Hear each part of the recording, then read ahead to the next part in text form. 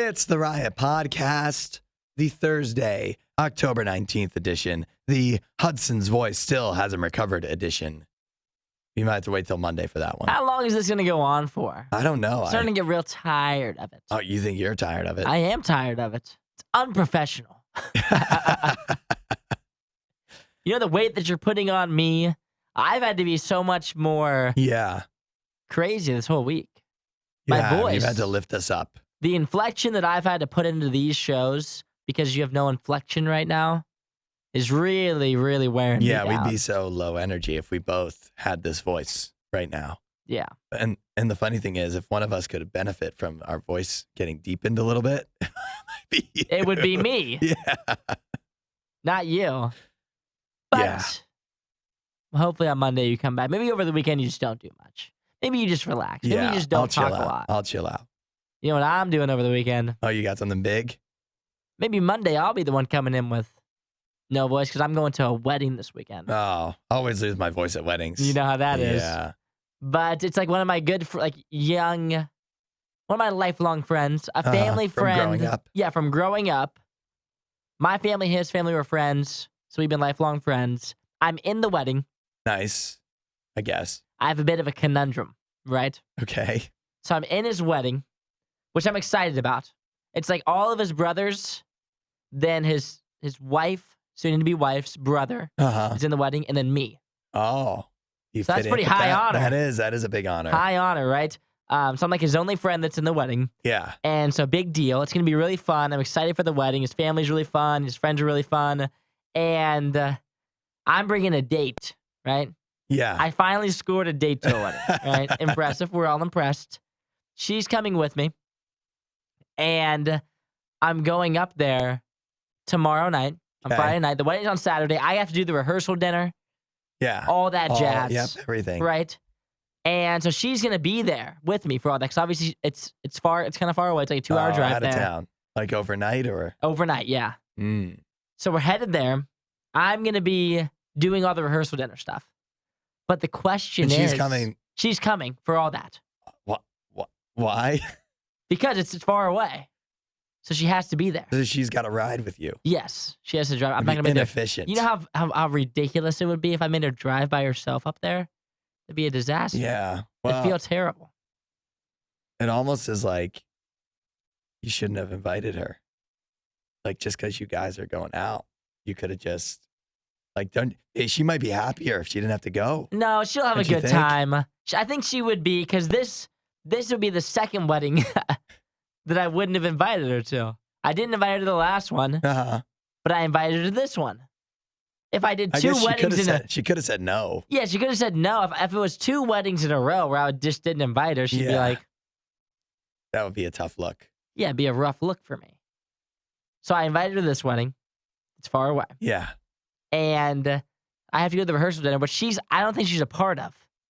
I RSVP'd. Yeah. But apparently, I was talking to my mom this morning. And my mom said that my family isn't even a part of the rehearsal dinner. Okay.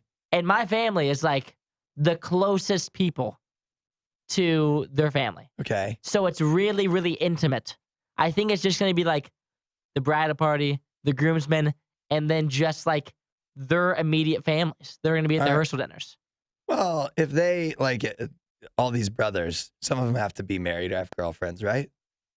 Yes. So they're not, I guess if you're married, it's different, but if they have a girlfriend, like, they're not going to not have their people they'll have them at the there. dinner. So but she'll be there. She can be there. I don't know if she's involved in it or not. She can be involved. What are they going to do? That's what I said. I said that I should just bring her to that. But you can get away with that. I was talking to my mom, and she said, well, if she's not involved, it's okay because my family isn't arriving. Like my mom, my brothers, their significant others aren't arriving until hours later, until like Friday night. But my dad is riding up there with us, with me and my date.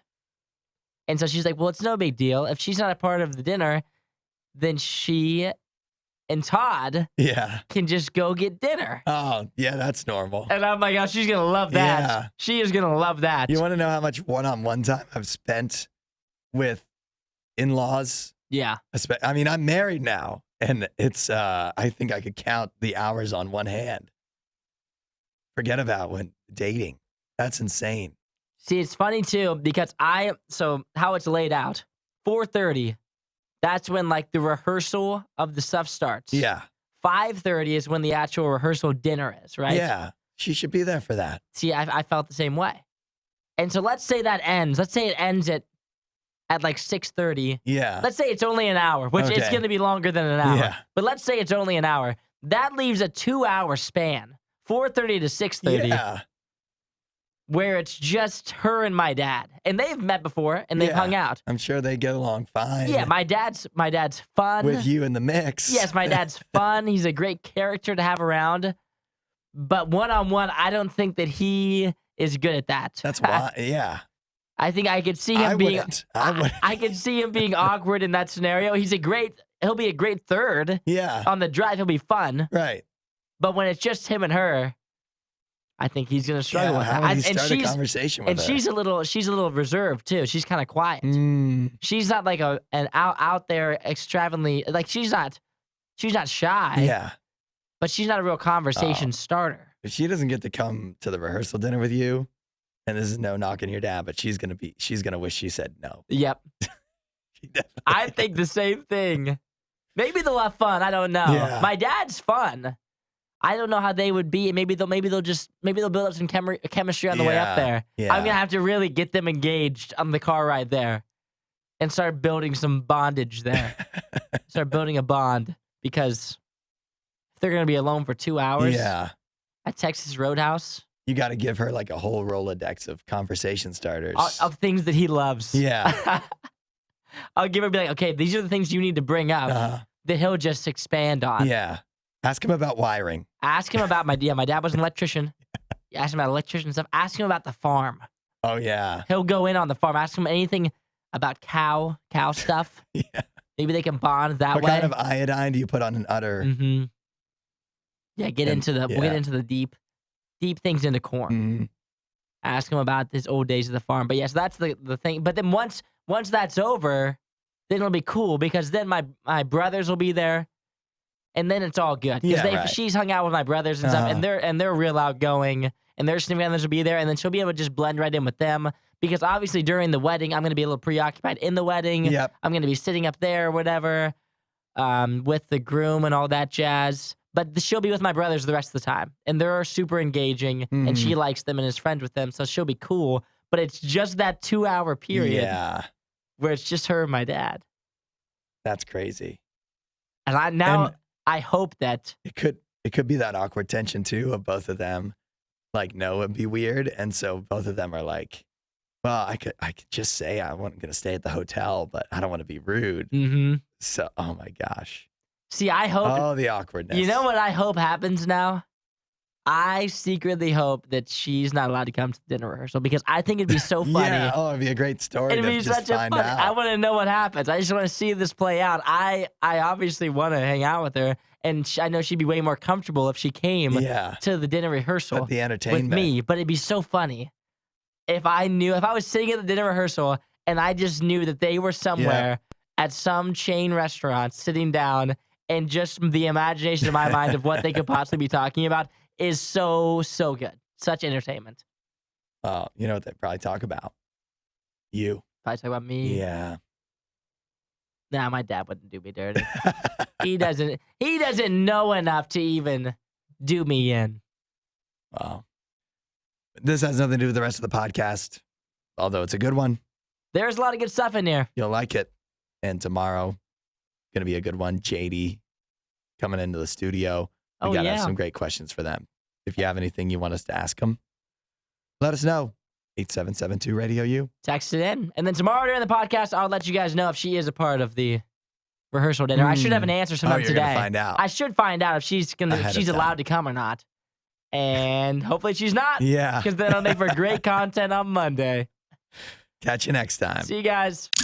Add a little riot to your Instagram feed. Follow @RadioU Official. The Riot. Radio U. You would think, I think this is an old adage that the couple that diets together loses weight together. You would think. However, a new study done at the University of Connecticut found virtually no correlation or no marked difference whether you were dieting alone or whether your partner was also dieting with you. It didn't improve things whatsoever. Is that surprising? It's a little surprising. I'm not sure that I totally buy the study. You don't buy it. I don't buy it. Why? Why is that?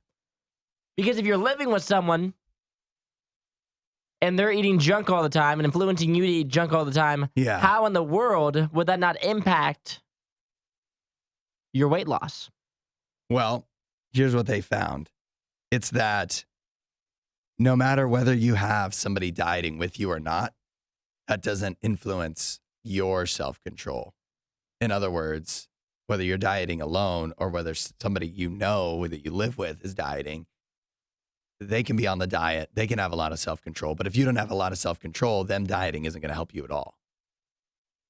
But if I sat here today Yeah. and I brought in Wendy's breakfast every morning and I had enough for you and me, don't you think that that would probably influence your breakfast choices? I don't know. You think...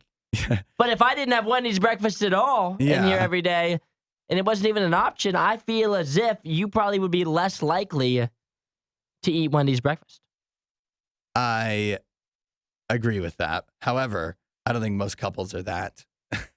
You don't think that they eat dinner Like if together my every wife night? starts dieting, I'm not going to start bringing Wendy's breakfast around. What do you? But that's You know not what. what I- That's not the question at hand. The question at hand is: does your partner influence your dieting? I think your partner has a big influence on your diet because you may not even be the one who goes to Kroger and shops for groceries Yeah. every time. So when she brings back whatever she wants, or he brings back whatever he wants, I feel like that would have an impact on what your snacks are at the household.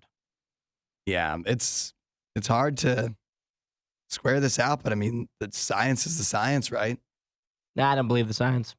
I'll tell you that I have limited anecdotal experience with this, and I've found that me and my wife have been able to diet solo and not completely derail the other person.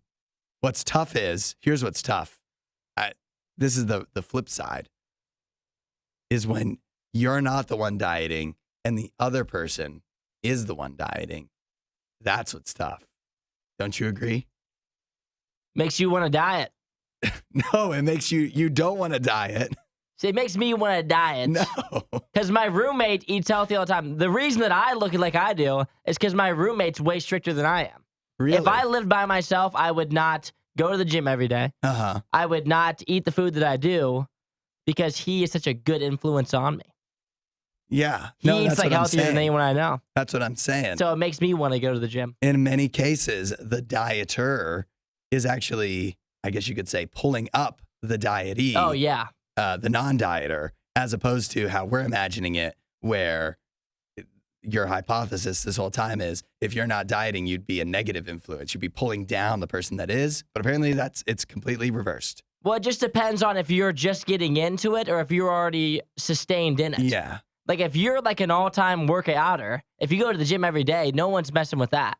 But if you guys are both just trying to get into dieting and this isn't your Starting thing from at all, square one, yeah. if you're starting from square one and you haven't done it at all, then it's really easy to get pulled down because you can just go back to the lifestyle that you were living a week ago. But if you're like totally engroved into it, no one's changing that. Yeah. You're just going to help pull the other person up, I think. I think what it really is just saying is your self-control, and this is kind of sad, is your self-control is your self-control. And there's not a lot you can do to overcome that. The stories you love with the opinions you hate. The Riot Radio U.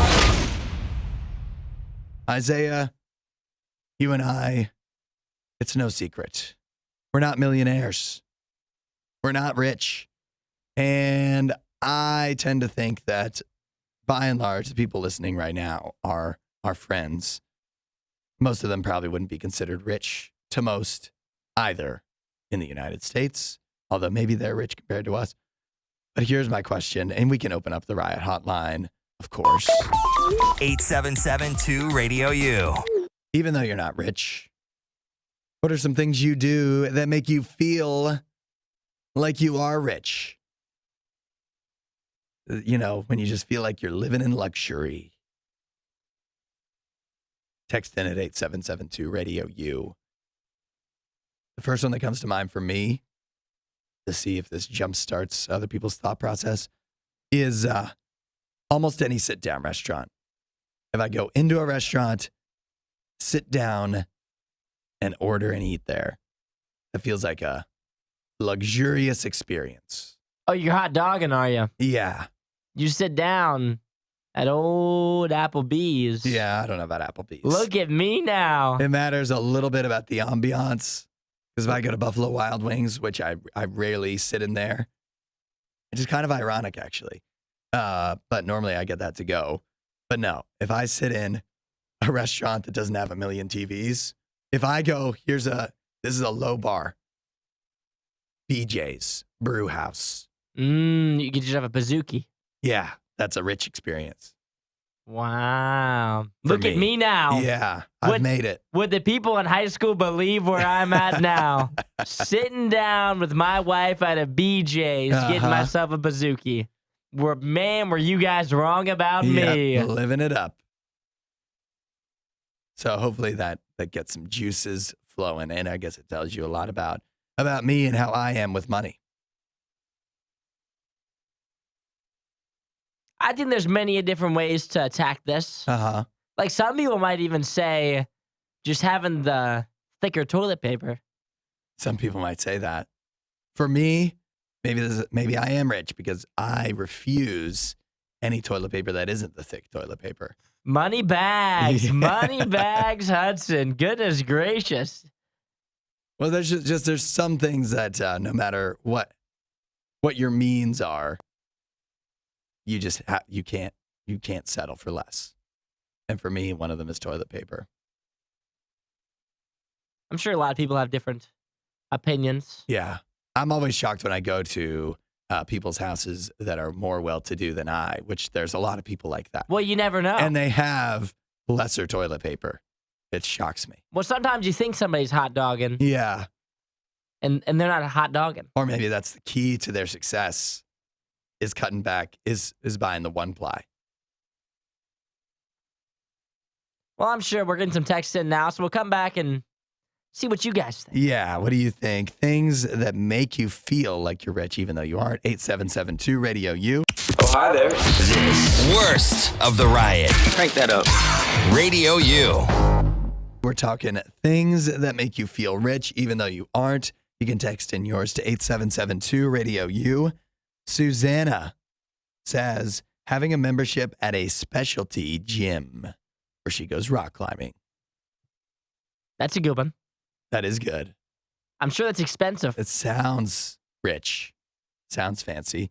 Mike says, these are good. Going to a local cafe for a $10 coffee.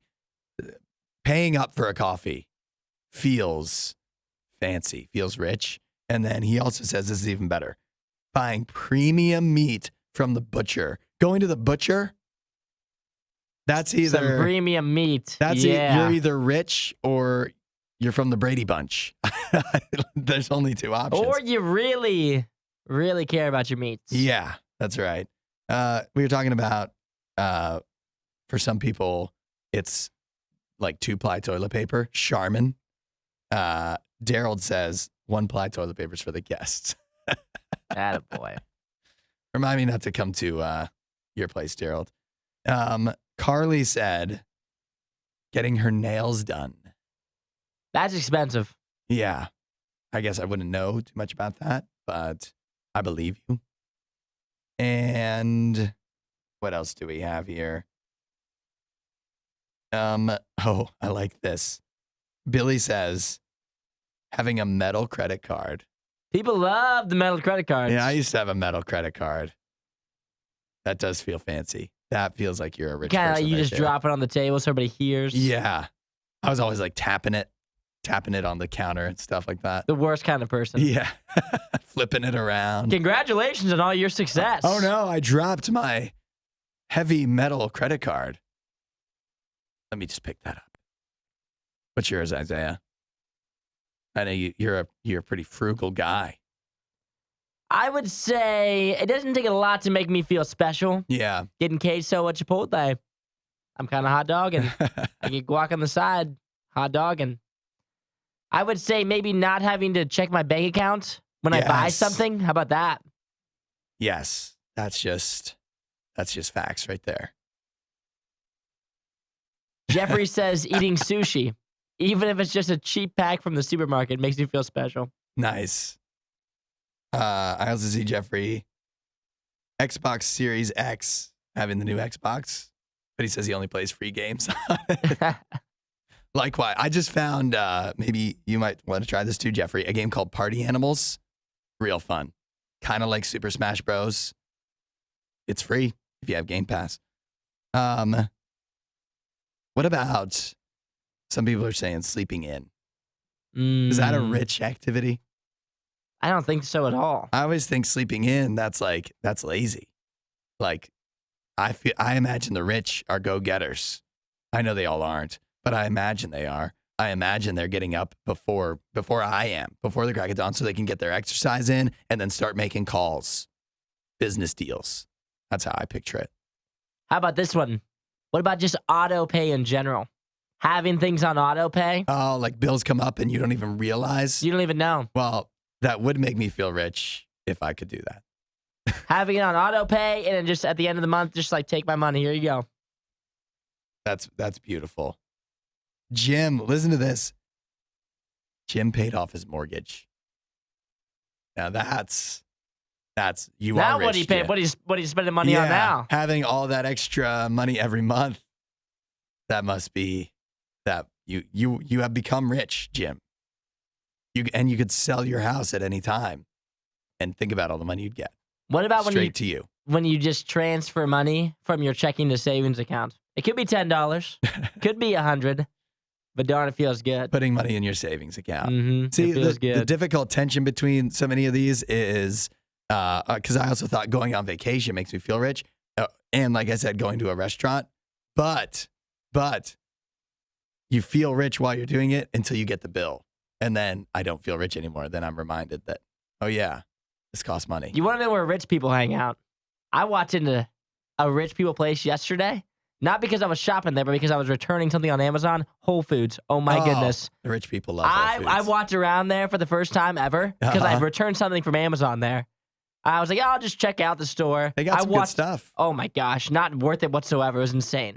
I walked through that store and I was offended that people shop here. Yeah. I was looking around. I thought people would know just by looking at me, by the looks of my face, that I did not belong there. It was wild. When I saw other people my age walking through that store, I was in shock. I was like, is this the only place you spend money? Yeah. Is this what you do for fun? Actually, on that note, Is this your spot? You ever go to the mall and go to like the department store, but not like Macy's, like one of the better ones, like Von Maur and everything, like the minimum thing is $69.99. That feels fancy just walking around in there. Radio U's Worst of the Riot podcast. It is Choice Champions in the Riot. Here's how it works. We do this every Thursday. Isaiah and we do a fantasy draft based off of one topic. We each get 3 picks, snake draft style. You decide which of our teams is more appropriate for the topic. Which team is better? In today's case, which team is more universally annoying? Because the topic is pet peeves. Little things that annoy you and bother you. You listen to our draft and then text in at 8772 RadioU who you think won and let us know your pet peeve as well. Isaiah, you have the honor of the first pick. I'm struggling with this topic a little bit because I'm not sure what is constituted as a pet peeve versus what is not. But I have some answers here. Okay. Things that really grind my gears. Yeah. I have the first pick. At number 1, I'm just going to go with timid drivers. Timid drivers. Too nervous to turn left, you would say? Too nervous to go out in the middle of the intersection when you have to turn left. Too nervous to pull out when you need to turn. Any sort of slow driver. Really just any bad driving when you're being a little bit too shy. Yeah. Timid drivers drive me absolutely crazy. I get it. I was my first thought to try to tear your pick down was that maybe they're safer, but in many cases, being a timid driver can actually cause accidents. So Get on out there, boy. yeah, If we're turning left and we're at the light, get your butt on out there. yep, that's right. We're not turning left from way back here. That's dangerous. Get out there in the middle of the intersection. We're never going to make it. I get the next two picks. First, I'm going with loud eaters, people that chew with their mouth open, or this is related but not exactly the same, but the people that smack their lips a lot, especially before they say something. If I was like, you know which one I'm picking? I hate when people do that. I hate when people do that. That's a good one. So I get the next pick also. And this one, I hope it's universal. People that don't close like bread bags, that don't use the twist tie, or don't roll up a bag of chips like properly, do something to save it. That's wasteful. And it's not that hard to figure out, right? You just fold the bag over of the bread. That's not good enough to me. Then the next time I pick up the bread, oh no, I didn't know it wasn't closed and the bread's falling on the floor. There's a lot of ways it can go wrong. It bothers me. Now I get back to back. I will go with when people will not discipline their terrible child. I work at my mom's toy store sometimes. Yeah. And there will be terrible children that come in there. And parents just let them run wild. Yeah. Oh, that's just our little jokester. He's not being funny. He's being bad. Yeah. Get him out of here. I like that one. I hate that one. I'll say that just a child misbehaving in public, it just makes me uncomfortable either way, because either there's only two ways it can go. Either the parent doesn't discipline them and they just keep doing crazy stuff, or any parent like disciplining a child also makes me uncomfortable. Just seeing them like, now I told you, you can't act like this. That also is very uncomfortable. But I'd rather them do that than have little Tommy that's better than upsetting me. Pulling out all the Play-Doh and grinding it into the carpet. And then my final one, when people tell me to do something I was already planning on doing. Oh. And so then it makes you look bad as if you weren't going to do it. Like if I'm at my grandmother's house and my mom's like, Isaiah, why don't you sit up and let your grandmother sit down? Like, Mom, if you would have given me 3 more seconds, now it looks like I'm doing it because you told me to do it. I'm like a bad person. But if you would give me a second, I would have opened the door. Hard to argue for Betty Lou. All right. Should have been higher on your list. It should have been the first overall pick. My last one's self-explanatory. People that don't put away shopping carts. Come on. All right. Now's the time. Isaiah, recap your team. Timid drivers, not disciplining your terrible child, people telling you to do something that you were already going to do. And my list is loud eaters, people who don't put away the bread properly, who don't close up the bag, and people who don't put away shopping carts. Which team is better, more annoying, and what's your pet peeve that we missed? 8772 Radio U. Add a little riot to your Instagram feed. Follow @RadioU Official. The Riot. Radio U. We're in the midst of Choice Champions. Today's topic, pet peeves. Little things people do that really bother you. Isaiah had the first pick. Your team is? Timid drivers, people that will not discipline their terrible child. And then when people tell you to do something you were already planning on doing. My team is loud eaters and lip smacking, people who don't close bread bags properly, and shopping cart leavers. People who leave shopping carts behind. The votes are rolling in. Nick says his biggest pet peeve is when people say nuclear instead of nuclear. That's a lot of people to do that, including, and this always drove me crazy, the show 24. Mm-hmm. They said nuclear and nuclear. I can't even say nuclear. Nuclear. They said Jack Bauer would say that all the time. Sarah, 100% on Isaiah's side because she also worked in a toy store. So the rotten kids, she's with you. They wear on you. Yeah. Todd also. Both have good lists, but I've got to go with Isaiah. Sam, I would lean more towards timid drivers than the chips and bread not being put away. He says it's a push, but it sounds like he's maybe giving you the edge a little bit. Carrie says Hudson has a good list, but Isaiah's last two are the winners for me. Over the last two. Bad children, parents not disciplining them, and people telling you to do something you were already planning on doing, making you look like you weren't going to do it in the first place. Jonathan says 100% with Isaiah with the drivers. Regina looks like she's voting for you. Can't believe how kids act these days. Also, doesn't like when people are driving below the speed limit in the fast lane. We hate that. Yeah, we hate that. we do. Stephanie says hers is people who leave way too much space when they're stopped at like a stoplight or whatever. Yeah. Wow. I don't know if I've thought about that. Yeah, when they're like slowing down way too early. Can I get on up there? Here's one that bothers me, and this really doesn't even affect anything. But on the driver thing, the people that start inching forward before the light turns green, like they're saving any time. You know who's doing that? Yeah. It's me. Yeah. I've seen you do it. I'm hot dogging.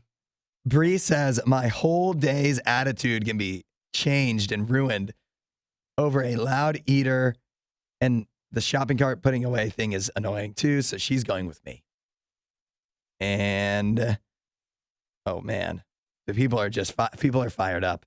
Isaiah's list by far going, according to Justin. There's no reason to twist the bread back shut. You're just going to use it again, maybe the same day. How much bread are you eating, Justin? How many meals? You have to twist it shut. What are you talking about? Ridiculous. Erica says even more annoying is when people put the small carts in the large carts section and vice versa. Like, why did you even bother? That's funny. Which ones were you close on? Because I have some that are more, I tried to pick some that were more universal. I have some that are very specific that I still want to get off my chest. When people talk about something very niche and expect you to know what they're talking about, and then they explain it to you, I hate that. Like, if I know that you don't know what the heck I'm talking about, I won't act like you were ever going to know. I would explain it to you to start.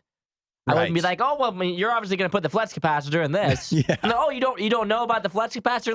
What it is. And then you feel like they're talking down to you. I hate that. Yeah, that's no good. And then when you're telling a story or when you're talking about something and somebody replies with saying, not even that, but this, and then they just repeat what you said, I hate that. Not even that, but this. I'm like, oh, okay, yeah, got it. Okay. Whatever you say.